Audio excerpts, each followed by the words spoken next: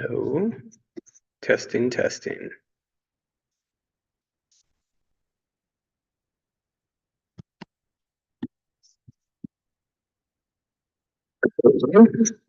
That's good. That's good.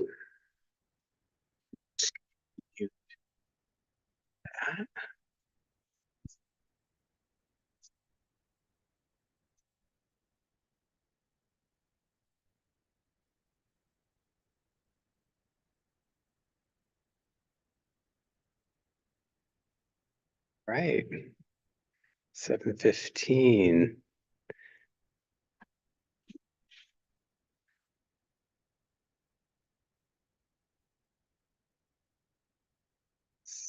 Satnam Japa.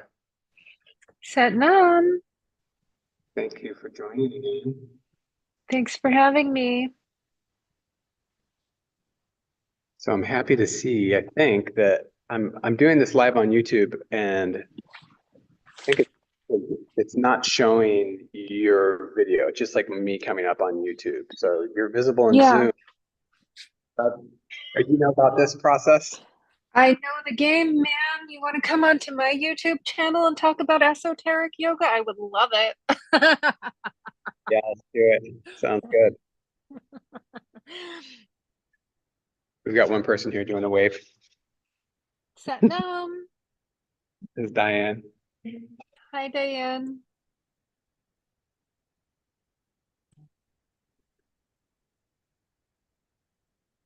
Yeah, YouTube thing. Okay, yeah. Screen share. Yoga Sutras. All right.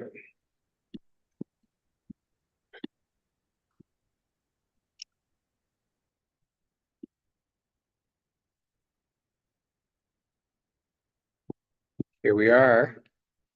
We'll blast off. I shall remove my spectacles. So we'll sit straight for a moment, being aware of our body, our mind, sense organs, turning everything inward.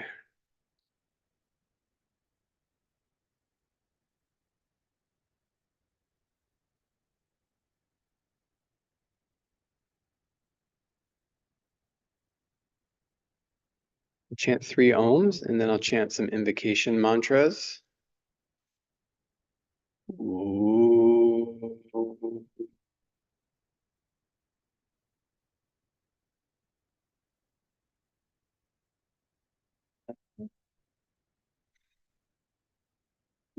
Ooh.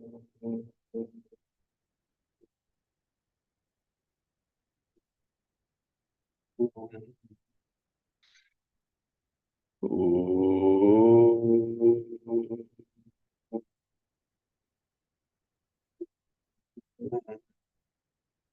Om Shrim Hrim Klim Glam Gam Ganapate Namaha.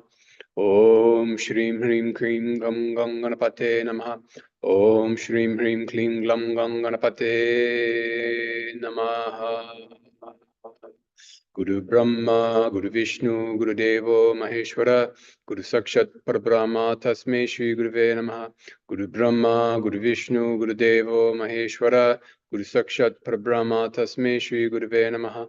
Guru Brahma, Guru Vishnu, Guru Devo Maheshwara, Guru Sakshat Parabrahma Tasme Shri Guruve Namaha. Om Shanti. Shanti, Shanti, Hari Om, Tat Sat Om.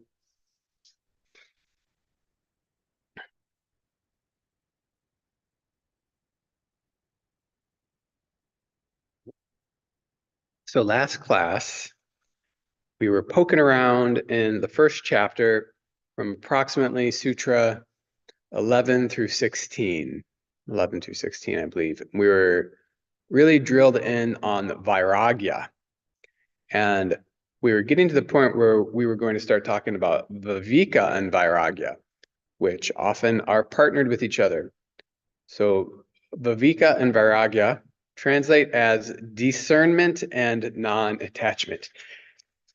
Excuse me. Got a little bit of allergies this evening, so I might be sniffling a little bit. It's been interesting. They've been like lighting up in the this time, the kapha hours in the evening. So very Ayurvedic, if you will. Been pretty good at the other times of day, but when kapha is in the like later in the morning, and yeah, not going to go on that tangent now. But the viveka and vairagya, discernment and non-attachment, are two ways to translate those. Now we're going to talk a little bit more about the oversimplification of calling it just discernment and just non-attachment. We went over that a lot in the last class, so you can check out the video for that last class. For anybody who's on YouTube, my plan moving forward is I'm going to start loading all of the old videos on that we've already done. We've got about maybe 10 Yoga Sutra classes, and I'll load all those slowly on. For people who are on my email list, you have the link if you would like to watch that class. We talked a lot about spiritual bypassing and non-attachment, and how they are not the same thing, even though people are saying that they are. Yoga has a very sophisticated teaching on non-attachment, which does not include checking out and being a jerk. That's the quick version. That's the quick version of it. Now, because of our ego structure, and I'm guilty of it, I've done it at times, we will check out and be jerks and claim non-attachment, but that is not what yoga is teaching or intending us to do. So we're going to just review a little bit about vairagya and the Sanskrit etymology, and we're going to get into viveka, its etymology, look at some verses from the Yoga Sutras in the first and second chapters, and then also we're going to be reviewing the 6 treasures from Vedanta, Jnana Yoga specifically, because viveka and vairagya, which are in the Yoga Sutras, as I just stated, are also very important in Jnana Yoga or Vedanta, non-dual Vedanta as taught by Adi Shankaracharya. Excuse me. So we're starting out with the last thing I just brought up, which was in Vedanta, non-dual Vedanta, which is a form of yoga, we could say, Jnana Yoga. There's the 4 means of practice, which is a sadhana chatushatyaya. So the 4 means of practice, if we look at that word, chatushatyaya, it's got that chatu, that means 4. So if we think about yoga, chaturanga, a very popular yoga pose, it means 4 limbs. You got your arms and your 2 legs on the ground. Chaturanga dandasana. Danda is a stick. So 4-limb stick is what we're looking like. So it's referring to the number 4. So this is talking about the 4 aspects of sadhana. Now this is a little bit of a different system than the Yoga Sutras. We find this marriage of non-dual Vedanta and Swami Shivananda's teachings, where there's a lot of teachings from the Yoga Sutras and simultaneously teachings from the rather large body of work from Adi Shankaracharya and non-dualism. So within it, we have Ashtanga yoga, the 8 limbs of yoga. We have these 4 means of practice. So the sadhana chatushatyaya. So the first 2 things listed are viveka and vairagya. Now I have some, well, it's kind of a typo here. I threw this together really quick, these first 2 slides. I often have typos, so anyone who's new to me, that's like, I'm a recovering special ed student. Sounds like an inappropriate joke, but it's just the truth. So viveka, some people say viveka. Viveka, I believe, is the correct way to say it. Vivekananda, like Swami Vivekananda, and the recent Republican who's running for president, Vivek Ramaswamy, both of their names are found in yoga and Vedanta. Now, this is not a political endorsement of anyone. It's definitely not a political endorsement of anyone. So Viveka is very specifically discerning the difference between the real and the unreal. So this is an interesting topic, the real and the unreal. And I actually want to bring this to someone with more seniority than me. There's a lot of focus on what is real is considered to be unchanging. So sat is the unchanging. Asat is the unreal, it's considered to be changing.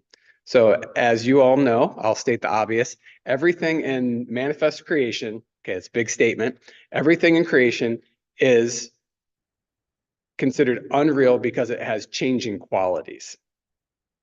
So now lately I've been sort of like, why?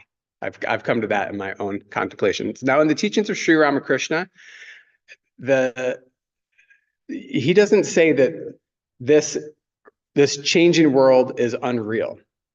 He says that this changing world is a manifestation of God, which I tend to lean towards that. Within the teachings of Swami Shivananda, Shankaracharya, people like that, they'll say that this world is unreal, it's an illusion, it questionably even exists.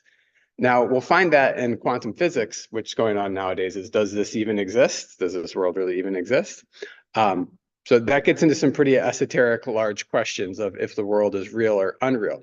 I have a lineage connection into the Ramakrishna lineages. I've been authorized as a teacher and a lineage carrier in those lines. And our line, yes, the world is real. It is not unreal. Ramakrishna says that's just that the world is unreal is how the Advaitic Jnani reasons, but that doesn't mean that it's actually true. That's a loose quote. If you want to look into this more, Swami Maidananda has done a lot of really good work on this specific topic of Adi Shankaracharya's claim that the world is unreal versus Ramakrishna stating that the world is real and is a divine manifestation. So this first point of what viveka is the real and the unreal, sat and asat. Now, if we step back a little bit from this complicated thing of if manifest creation has any lasting reality or not, there is the conditioned mind and then being in an unconditioned state. So once we can be in touch with the unconditioned reality, that would be dwelling in the sat, or in the truth, regardless of the manifest is real or unreal. So it's kind of an unnecessary question. So, and that's part of my little bit of a thing. When people say that the world is unreal, which leads to spiritual bypassing, what use is it in saying that the world is unreal? I don't think that there's any use in it. I don't think it's a useful teaching that should be, people should really be propagating, especially in this time period that we live in, saying that the world is unreal. Because, so you say that, so what? You still have to chop wood and carry water. My mentor friend, Swami Atmalokananda, he was talking about, you'll have these like non-dual teachers, and then they say the world is unreal, and then they have all these and they preach celibacy, and then they have sex with all of their female students. And then he says that, well, if the world is unreal, they should be having sex with their male students and women that they don't find attractive as well, not just the women that they find attractive. So it's kind of playing a little bit of a troublemaker with this whole, abuse of saying that the world is unreal. So often when we talk about things being unreal, we check out spiritual bypassing. So I recommend throwing it out and trying to relate to the world as if it is God, as if it is the divine meeting us right here, right now. And seeing the formless in it, seeing the formless in the form. So this is the dance of sat and asat. I've gone a little bit of a tangent here, but I hope you're all following me. So the second way to look at viveka is the permanent and the temporary. So I just was touching on this, nitya and anitya. So the nitya is that which is forever, unchanging. So it relates to this idea of sat and asat. Anitya is the temporary, the changing. So we can hold to the unchanging reality, which is constantly filling the changing reality with its presence. So there's really no differentiation. Now, people personify these things into gender stereotypes, which is something that humans have done for a very long time, the god, the goddess.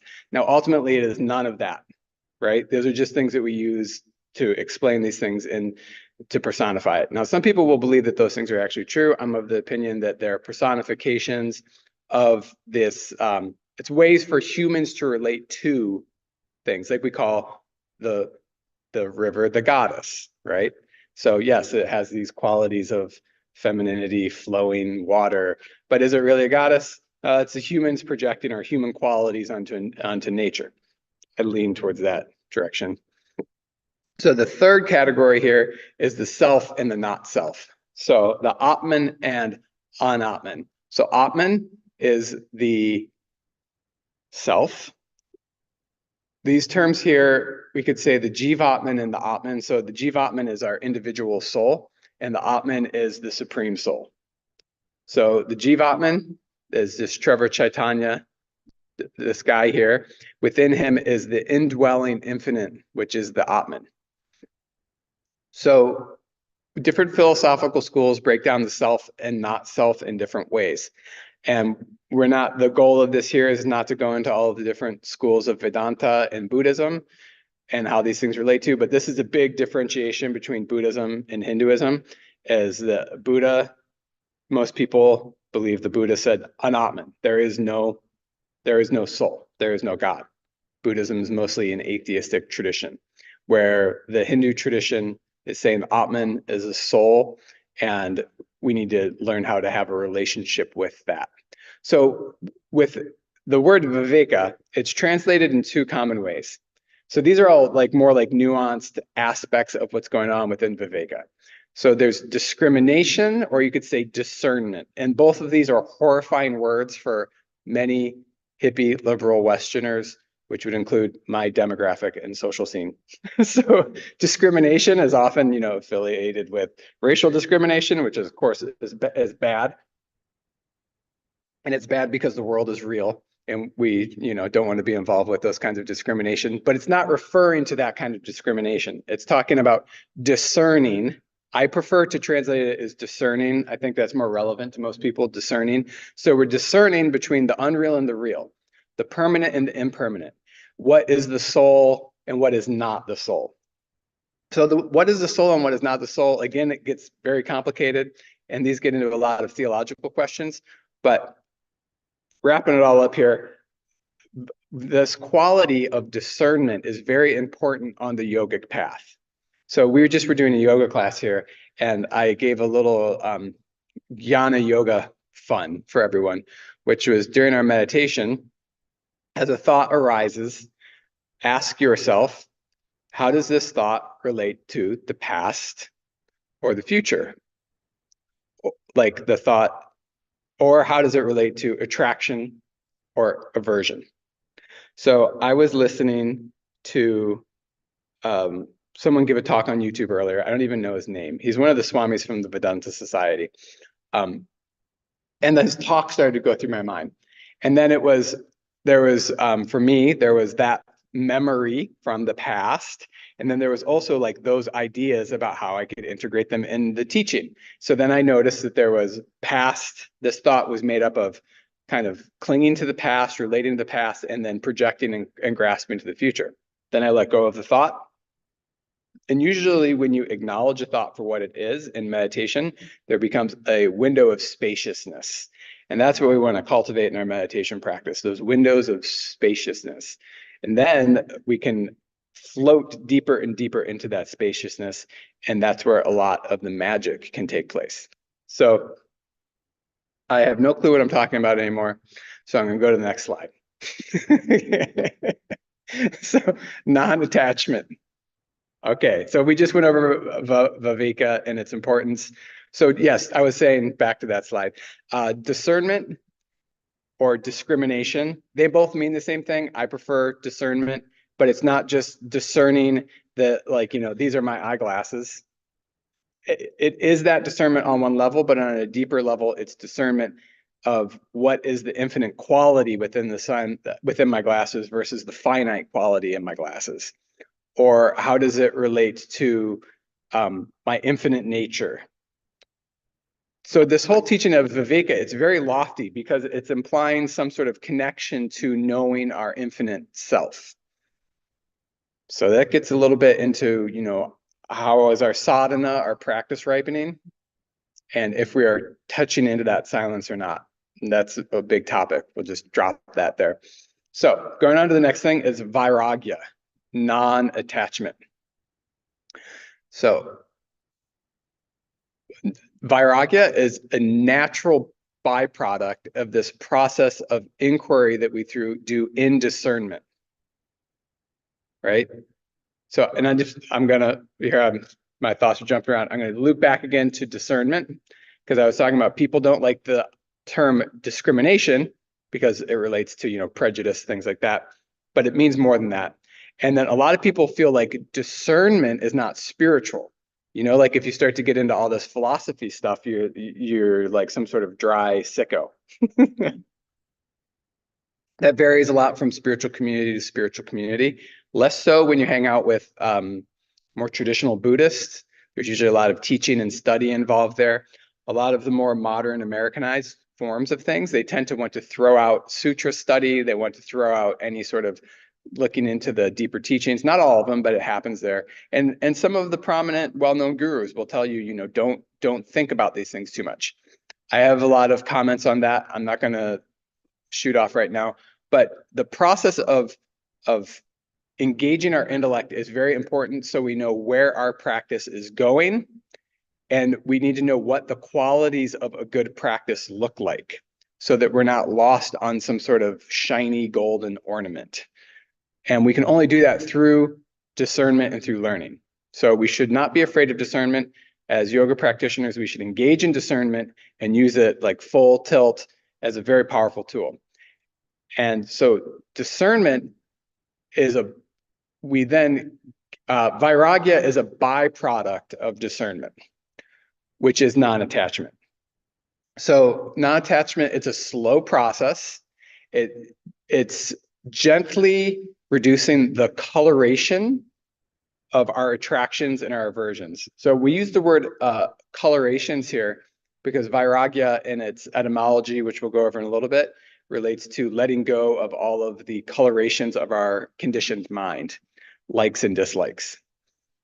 So the dispassion that we experience, it doesn't mean neglecting responsibilities, as I was saying. So a true vairagya, a person who really has vairagya, would include fulfilling all of our duties in society, right? So we all have different duties, and we need to be able to identify what our duties are. If you're a parent, if you have a kid, you have a duty at that point. If you've been trained in a certain kind of profession, that is your duty, especially if you have a job. You have the duty of providing food, shelter, all of those basics. We have a duty of creating good and positive energy for the upliftment of society, because the world is real. The world is a manifestation of the goddess. So that's very slippery slope when we don't have a properly discerned understanding of what non-attachment is, which is another reason why discernment is important, because without good discernment, we start to get bad ideas of what non-attachment is. So non-attachment actually means that you are inwardly established in a state that makes it that you would be more effective. Like if you look at a lot of these like high power gurus, like Amma, the hugging guru, how in God's name does that woman do what she does, right? She hugs people all day and all night long, and then she runs like massive nonprofits and some of the biggest nonprofits in the world that are doing tons of charitable work. So you look at Yogananda, how prolific he was, Paramahamsa Pragyananda, who's alive right now. The man is amazingly prolific, the amount of writing that he does, and it's because they're in a very lofty state of consciousness that makes them more effective. And personally, I found as my sadhana has grown over the years, I've become more productive in my daily life because I have less mental baggage that I'm carrying around. So, vairagya. Okay, so as we were saying here, just going back, discrimination there's the four means of practice. Number one is viveka, which we talked about. Number two is vairagya, non-attachment, which we talked about in the last class and we're talking about today. And then number 3 and 4, we're just going to go over very briefly, just introducing them because they're big topics in and of themselves. The 6 virtues, shat sampat, and we're not going to go into those today, but there's 6 virtues that we are to cultivate in the path of wisdom. And then the 4th one is very interesting, and we'll talk about it a little bit because it relates to the Yoga Sutras and it also relates to Bhakti Yoga. Intense longing for liberation. Mumukshutva. Mumukshutva. Sorry if I didn't get that pronunciation quite right. got it pretty close. So intense longing for liberation is something that we can both cultivate and then something we tend to naturally have or not based upon our compiled karmas that we're bringing in from our past births, assuming one believes that to be true. Intense longing is often, we hear about the stories of saints where they have some sort of spontaneous enlightenment or spontaneous realization. And it's usually because there's an intense longing. Like Sri Ramakrishna, when he had his realization, he was very depressed and unhappy. He was about to kill himself. And then he had realization. Eckhart Tolle, depressed on a park bench. The longing came, and then the liberation occurred. Hariharananda, whose lineage of Kriya Yoga I practice under, I'm not a teacher in that lineage, just to be clear about that. But the Hariharananda always says that we have to have the desire. The desire is the most important thing. And if we look at this desire, it can often translate into a longing to connect with God. And in the Yoga Sutras, we'll get into it a little bit tonight, assuming I don't ramble on too much off topic. But there is, within the yamas and niyamas and within how Kriya Yoga is defined in the second chapter, it's Ishvara Pranidhanava, devotional surrender to the divine, is a quick and powerful way to self-realization. So just the longing and loving to feel divine union is a method in and of itself in the path of yoga. All right, so that concludes the section on the 4 means of practice and Advaita Vedanta from the Shankaracharya school. And just to review that, because that might be a lot of words, this is the monastic non-dual philosophy, which relates to a lot of the modern yoga practitioners that we have today. So like I said, Swami Shivananda is part of that line, Yogananda, others. Okay, so getting into some grammar stuff here. Viveka. So the preface is V, which means to divide or asunder. I kind of like, when I looked this up, I was like, asunder. What does asunder mean? I feel like I know. What God hath brought together, let no man put asunder. I feel like I don't, some Christian, I don't know if it's in specific Christian things, but definitely in the marriage ceremony, right? So asunder, which basically means to divide. Let what man hath brought together, let no man divide, put asunder. So that's what the prefix of V means, to divide. And then with Viken, it comes from the prefix of Vik, V-I-C, which also means to divide or to put asunder or to distinguish, distinguishing. So they both are talking about dividing. Viveka is because discrimination or discernment is the process of putting things into categorizations, understanding things. This is this and this is that, right? And we do it all the time. It's so funny that there's like rejection of it within parts of the spiritual world, because we have this going on within ourselves. We walk into a room and we have categorized everything and everybody in a blink of an eye. This person's that person's that. I want to get this from this person. I think I'm scared of that person. They might do something to me. Like there's all these subconscious reactions that come up like super quickly. So it's super odd that like people are like, suppress that instinct. So it often relates to yoga cults when they start to tell you to not engage your discernment. My personal experience being through it. Not that a cult's always bad, you know, cults are great, can be great. But so Viveka is to divide things into certain parts and to distinguish things as they truly are through our understanding, through our faculty, our buddhi, our higher intelligence, our higher reasoning. So now vairagya, the VI in this context is equals to be without. And then Raj is color or coloration, like we were saying earlier, or to be moved by, oh, I am so moved, or excited or attracted to. Now, this can sound very unpleasant, but it's actually like a higher taste, as the Hare Krishnas say. We're going for a higher flavor. Instead of just being in the cycle of attraction and aversion, We're trying to feel that there is a formless reality which is underpinning all of these experiences that are coming and going. So when we're anchored into the formless experience, then we can enjoy all of these things coming and going without the attraction and aversion being so powerful. So it actually makes consumerism or the experience that we're all going through of feeling all of these desires, the desires don't go away, but when we're anchored into an inner space, an inner shunya, an inner 0 point, it makes it so that those things are not so disruptive to our emotional well-being. So in this slide, just to kind of break down vairagya, it's without coloration or without conditioning or without attachment, or to be free from excitement, to be free from ungrounded excitement, which doesn't mean we don't have the joy of love, because the joy of love is different than the joy of attachment. It's a big difference there. Okay, so that completes, for now, the dive into viveka and vairagya. And we've been in these classes, we've been very in the first sutra, like the first chapter, first pada.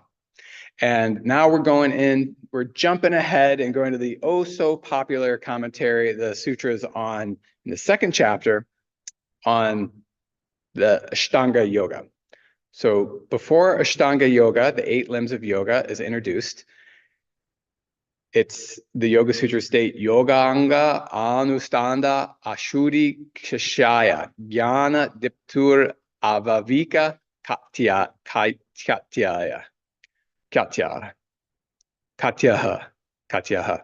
By the practice of the limbs of yoga, the impurities dwindle away and there dawns the light of wisdom, leading to discriminative discernment. Discriminative discernment. Oh, that's so wordy.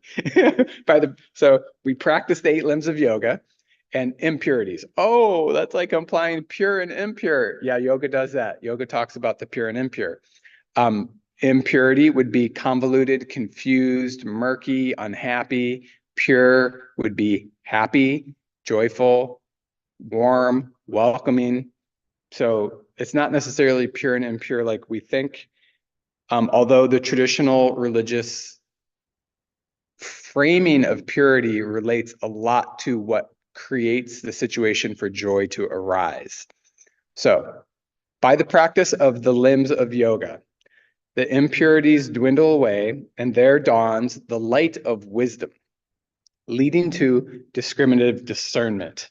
So discriminative discernment is, we can see here, avaveka kyatya. So we're going to go into a word-by-word breakdown of this sutra. So, but first I want to do a little commentary on what discriminative discernment is and what it isn't, and how it relates to Ashtanga Yoga, the 8 limbs of yoga. And I'm assuming most all the viewers would know what Ashtanga Yoga or the 8 limbs is, and if not, I'm sure you can look it up on the internet. But discriminative discernment, viveka, it is a byproduct of Ashtanga Yoga, right? So that's what the sutra just said. It's not saying that viveka is one of the methods of, it's not like the 8 limbs are the tools of yoga, right? And then the fruit of yoga is this discernment. You can discern better between the real and the unreal, right? I think this is very profound. Now, interestingly, in Jnana Yoga, they're saying you practice discernment. But Jnana Yoga is a slightly different path than the Yoga Sutras, which is what many people call it Raja Yoga, the meditation, yoga of meditation. Discriminative discernment, so viveka, is not stated as a means of yoga. And vairagya is also not stated as a limb of yoga. It's also a byproduct. So I think that this is really when we get into this like issue of spiritual bypassing. It's often when people want to claim, without love and kindness or without openness of heart, some sort of transcendence, right? they're not really practicing as the Yoga Sutras would suggest, or as they're suggesting in Jnana Yoga. Because the 6 treasures in Jnana Yoga that we didn't go over, it's all about cultivating kindness, forbearance, positive attributes. Okay, so I just want to go on that little tangent before I get into this here. So this is the word-by-word breakdown of that sutra that we just were looking at, Yoganga. So this is the first 2 words, and my quick breakdowns of it is we could say it's the limbs of the path of mystical union. So yoga is mystical union, and then there's limbs, 8 limbs. Anustahanad. Anustahanad is the desire to undertake. It's the desire to. It's an undertaking. It's attending to. It's also considered religious practices or religious observances. It's repeating a mantra for a set number of time or over a given period of time. So that word has a lot of different meanings, and pretty much all of those meanings are relevant to the sutra here. Just to go over them briefly, but ashuddhi means impurity. So the prefix a means not, and shuddhi means purity. So sometimes people call alternate nostril breathing nadi shuddhi, which is purification of your nadis, purifications of your inner channels. So shuddhi means, purity, to be free from error. It also means unmixed. And I highlighted that one and underlined it because it's very interesting when we, we get like this allergic reaction to purity. It's like, that purity. So it's an unmixed state of consciousness where you're not conflicted between all of your competing desires. There's no mix. It's clear. You're clear. So, and then the last definition of shuddhi that I would like, free from the obscuring effects of tamas guna. In the last class, we talked about non-attachment when expressed in a sattvic stage is actually non-attachment, vairagya. That's actually what it is, but it takes on tamasic forms. And I actually thought it was very interesting part of the class when we were talking about how tamasic energy likes to make itself look like it's sattvic. Right? It likes to show off that it's sattvic, but it's actually very tamasic. It's actually worse in the sense that it's more dangerous than just rajasic forms of non-attachment, because it's disguising. It's like a sheep in wolf's clothing. I believe that's a Bible reference. So can you say why? I'm sorry, I'm sure you're trying to advance. Can you just touch on briefly why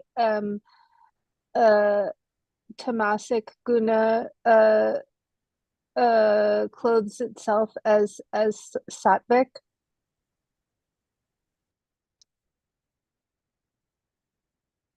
Yes.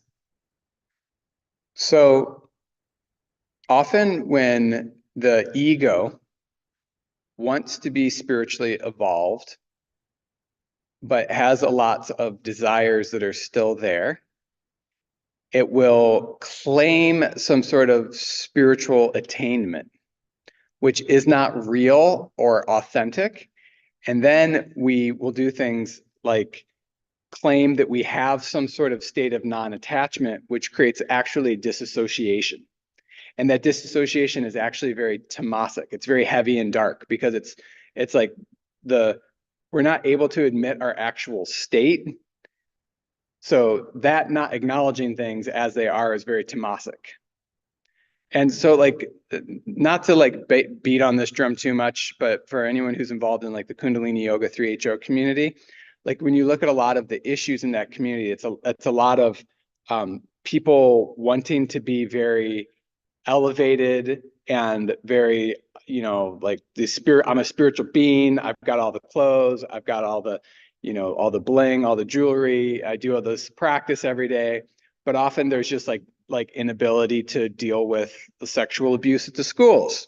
And then when people want to deal with it, then they use like claiming spirituality, but actually covering up major issues that are very like destructive issues.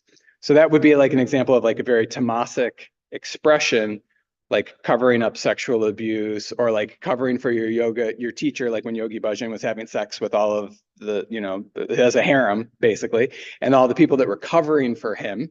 And as part of the harem, all of that is like very heavy, dark energy, but it's all posing as being highly evolved.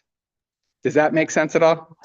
Yeah, thank you. I'm struck by forgive me if I'm wrong, but I think avidya with ignorance having two aspects to it. One is just straight ignorance, and the other one is the idea that of it being the wrong concept of something, and that's what that strikes me as the same subtlety. Yeah, definitely. Vidya, tamasic energy, I would say, is like the guna aspect of vidya, which is the kind of Yeah, intellectual explanation of what it is. Do you know what I mean? Like guna yeah, attribute, which would take the avidya would take the form of out and manifest creation as either rajasic or tamasic, and right. only sattva can be like true vidya, true knowledge. Hmm. Yeah. Right on. Thank you so much. That was very helpful. Yeah, right on. I appreciate you asking the question. And then that last class at the end, like it was interesting for me as I was uncovering it, and I was thinking about the how because I was thinking about non-attachment and how it's got a bad rap, and a lot of the like political people are really bashing on yogis about being like spiritual bypassers, and they've got some good points, but they go too far on it. And then when I was thinking about it in light of the gunas, and then I was thinking about my experience in different yoga communities and things like that, like Kriya Yoga International, I'm a part of. It's a very sattvic, it's beautiful community. I don't have like a lot of things to bash on it about, but you can see when there's a lot of ego that's not being dealt with, or unintegrated things going on. It's like that's when the tamasic energy is very high, which leads to lack of true knowledge of vidya versus avidya. So Yeah. yeah, Thank you. Thank you. That's really, really helpful. yeah. I've been excited that somebody helped me think of it. It came into my brain somehow, but it's all just the teachings that are out there. But kshaya is means destruction or wearing away. So we'll just going over this word by word, and then we'll look at the whole sutra as a whole again. So jnana, as you all probably know, means knowledge or wisdom, usually in a higher form, like spiritual wisdom. Diptir is light, means light. So it comes from the root word deep, which means to light. And like you can see the root word in that with in Diwali, the festival of lights in India. They use what they call dayas, which are the little lamps that they make that they light all over the place. And yeah, it's got the same root, that di, which means little lamps or to light.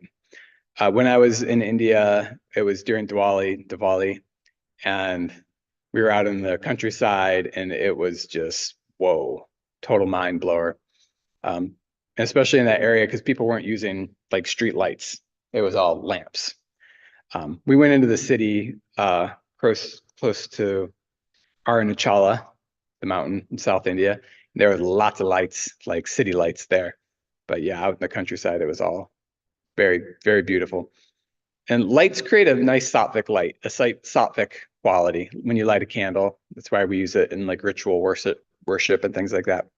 So, okay, now back to the big topic of the day, which is viveka, aviveka. So, in this context means leading to. I'm fairly certain that that's because it's a long A, leading towards, where a short A means usually negation more. So, aviveka. So the dash over the top of the A is a long A. So this is aviveka means leading to that discernment, that higher taste, that higher understanding. And katyaya is perception. knowledge, viewpoint, point of view, or glory. Now, interesting thing to note here is kyatyaya also means discernment, just like viveka means discernment, but it has a little bit of a different nuance. I can't say a whole lot about what the difference nuance is, but that's why in some of the translations it says discriminative discernment, because it's like those two words, it's like double emphasis on discernment.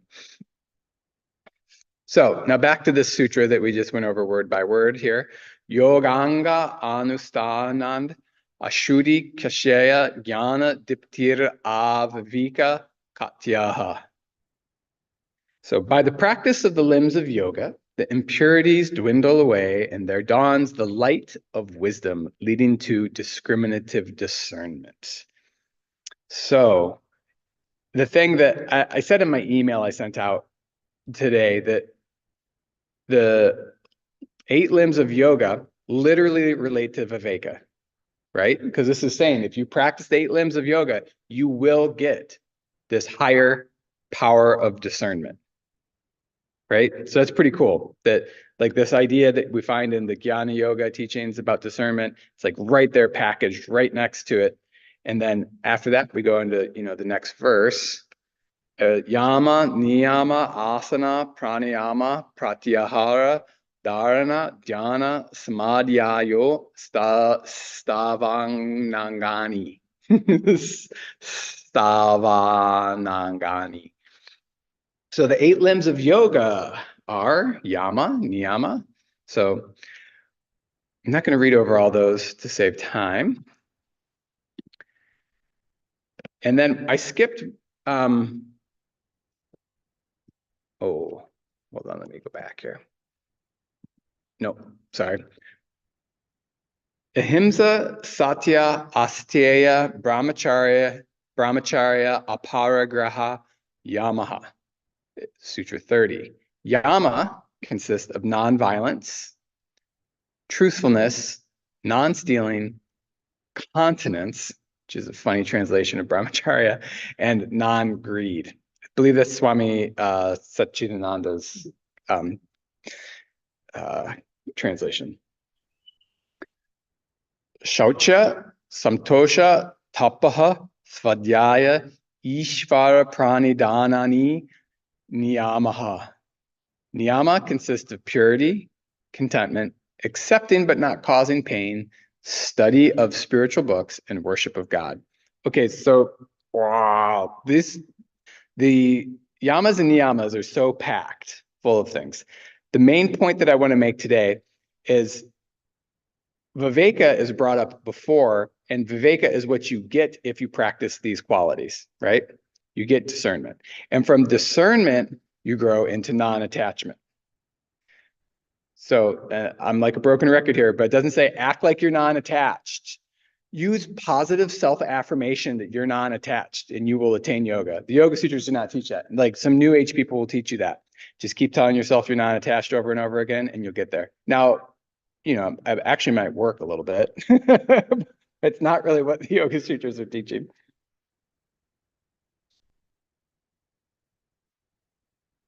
So we were talking earlier about Ishvara Pranidhanani, which is Ishvara means the divine or God.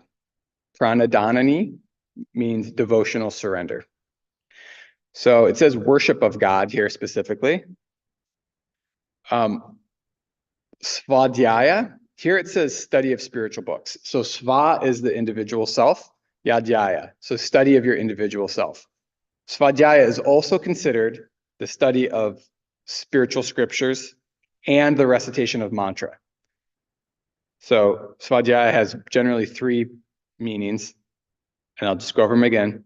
Study of yourself, like what's going on in my mind, what's going on in my reactions. How can I cultivate inner spaciousness? How can I feel more free, more joy, more happiness? It's one kind of svadhyaya. Second kind of svadhyaya would be the study of scriptures, particularly the ones that relate to this tradition, but I would say any valid world teaching, any teaching in the world that is a spiritual truth. And then the third is the chanting of mantra as a form of self-study. Tapaha. They have tapaha here. How do they translate it? Accepting, but not causing pain. I would say tapaha means to sweat or to create heat. When you do pranayama, you're creating heat because the whole process of breathing creates your whole metabolic process is based upon it. There's also the friction of the air going in and out of your nostrils. Tapaha, at one point, some people believe that tapaha and yoga were interchangeable. So tapaha would be tapasya, taking on austerities, taking on challenges. And we could say a lot about that, but we'll just pause that there. Samtosha, going backwards here, is contentment. That's a fairly simple, accurate one to translate. And saucha means cleanliness. Here it says purity, but it's referring to both like inner and outer cleanliness. So cleanliness of the body and cleanliness of the mind. And again, so cleanliness would be things that bring you happiness, joy, and things that bring you lack of happiness and suffering would be a cluttered mind.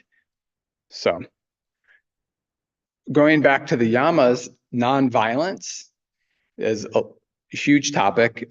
Satya, or truthfulness, non-stealing as asteya, continence, which is a funny one, brahmacharya, and aparigraha is non-greed or non-grasping. So brahmacharya is an interesting one. I like how my teacher Pragyanananda discusses it, and this is particularly for like householder, regular people, not non-monastic teaching. Brahma is like God, infinite space is also how you can translate Brahma, and acharya means conduct. So it's the conduct of being in touch with your infinite self. It isn't necessarily only a teaching on celibacy, which is what continence means. So some people would translate it as celibacy, but the word brahmacharya, Brahma, infinite sky, infinite self, formless reality, acharya, to roam in, to be in that infinite space. So these are the yamas and niyamas. We're just kind of popping around on them really quickly. So we cultivate these qualities. And then from these qualities, we have a higher ability to discern. Because like these, I've heard people call them the 10 commandments of yoga. And I'm not going to get into the 10 commandments, but the idea is if you follow these ethical principles, that you reduce your own suffering. And then your mind becomes prepared for more expansive states. Some people feel that if you don't practice these ethical principles, that it can be very hurtful to engage in these powerful practices of meditation and pranayama because they strengthen your system so they can strengthen and reinforce your ego, where all of these practices are here to help balance the ego. So we balance the ego through these yamas and niyamas, non-violence, not hurting people, telling the truth, not grasping, roaming in God consciousness, and also sexual responsibility with brahmacharya, and aparigraha, non-grasping, non-greed, and then cleanliness, contentment, taking on the pressure of yoga practice, tapasya, self-study, and then devotional surrender to supreme consciousness. So taking on all of those attitudes will then develop a discerning intellect, a discerning mind, which then leads to the fruit of non-attachment. And then when we're fruiting into non-attachment, then superconsciousness and samadhi can take root. So I feel like this is kind of tying together the last class. In the last class, we talked a lot about the problems of spiritual bypassing, but yama and niyama are the solutions to make sure that we don't get stuck in the spiritual bypass. Just ahimsa alone. And they say any of the yama and niyama, if you drill in and you can master just one of the yama and niyama, they say you'll get them all, right? So if you can really get into like non-greediness and you follow it and you really focus on it, that will open up the whole yogic experience, which is very interesting because it points back to just good old-fashioned ethics. If you can use the power of ethics, just from that, you can gain a super conscious state. So, I'm talking a lot, talking fast. There's other references to Viveka in the Yoga Sutras, and I'll just go over them. This is two different translations. SS is Swami Satchidananda, Integral Yoga, and SV is Swami Vivekananda. So uninterrupted discriminative discernment is the methods for the removal of ignorance. He says it's removal, but that's why I have both of them here, both of these translations. The means of destruction of ignorance is unbroken practice of discrimination, or unbroken practice of discernment. So this gets into what you're bringing up, Japa, of avidya, because the sutras right before this are talking about removing avidya, removing ignorance, and through. So this is here. It's the Yoga Sutras are suggesting, contrary to what I've been saying this whole class, it's saying we need to develop this discernment, but the discernment is developed through yama and niyama. So it's a little bit of this thing. It's like, well, it's like, just because I say I'm a surgeon, does that mean you're going to let me cut you open? Just because I say I have non-attachment or I have great discerning mind, are you going to believe me? It's like, you have to go through the training. The training is yama and niyama, just like a surgeon goes through medical school before they cut you open. So, chapter 2, more comments on Viveka. This discriminative knowledge delivers us from the bondage of ignorance. And then Sutra 55, when equality is established between Bodhisattva and Purusha and their purity, liberation takes place. So that's a little bit of a complicated, that last one, we'll just skip over it. The Hariharananda Aranyaka, the Bodhisattva, not Bodhisattva, but Buddhi. The Buddhi is the higher intelligence, the mind of the higher intelligence. But we're just touching on these, all these places in the Yoga Sutra that talk about Viveka. So to one who sees the distinction between the mind and the Atman, thoughts of the mind as Atman cease forever. So when the mind is bent on the practice of discrimination, it moves towards liberation. So when the mind is bent on the practice of discerning the unreal from the real, or seeing the divine in all things, seeing how the divine relates to the form and the formless, then the mind moves towards liberation. So if you notice what I did there, I riffed on what the word Viveka means in its more totality. So that concludes my slides, apparently. And we've got a couple minutes left. Just riffing on some madness here. Do you have any thoughts or anything? Yeah. Japa, did you have any thoughts, anything you wanted to share or bring up? I loved it. I've actually been reading from the Yoga Sutras kind of a lot this week, more so than usual. So this was really fitting into the rest of my meditation this week. So this was amazing. Right on. Glad it's of service to you. Yeah, thanks a lot. This particular topic, I get kind of I get really rolling on, because my joke is I say guy, but it definitely can be a man or a woman. Whatever. The whole thing of the bypass, the spiritual bypass, and having lived in lots of spiritual communities, I just think it's a very interesting thing to dive into, because there's so many entrapments that can come up on the spiritual path about claiming or thinking we've got non-attachment because we're disassociating. But that's my main thing is because there's so much criticism of the yoga world nowadays, is I don't think that criticism is justified when you actually look at what the yoga system teaches.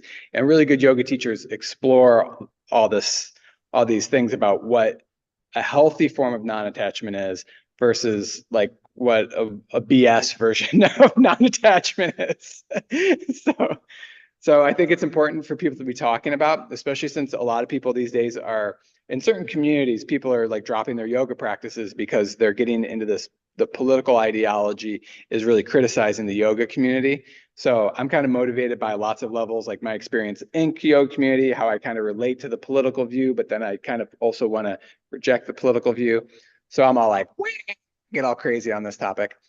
Next week, we'll just keep on going with, we'll pick up again in the first sutra where we left off, and we're, poking around, digging into words around, from Sutra 11 to 15, and we'll see what manifests in the next class, which will be, I think, on May 9th, the 2nd. So we'll be continuing the classes on the 2nd and the 4th. We're going to keep doing this for a little while.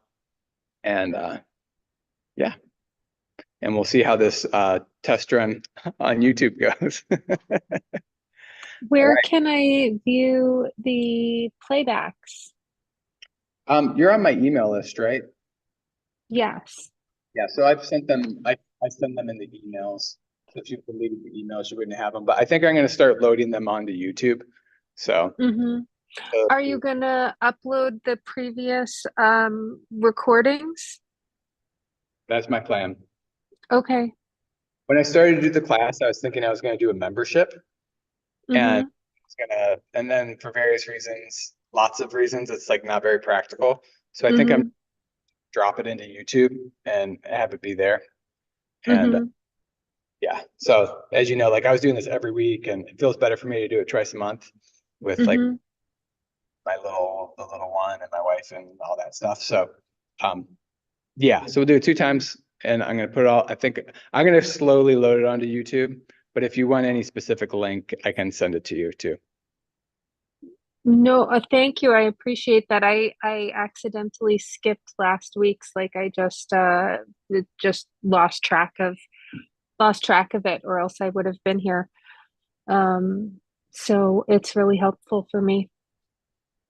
Yeah, the bi-weekly thing or bi-monthly is a little bit confusing, but it's what works for my schedule. I appreciate it, however it goes, like I think that it works well. Yeah, right on.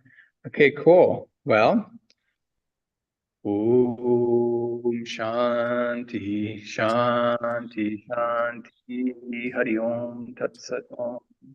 May we see the divine in all. May we notice what's real and what's unreal. Take responsibility for the ways that we check out and show up with more love and compassion. Om, peace, peace. See you later.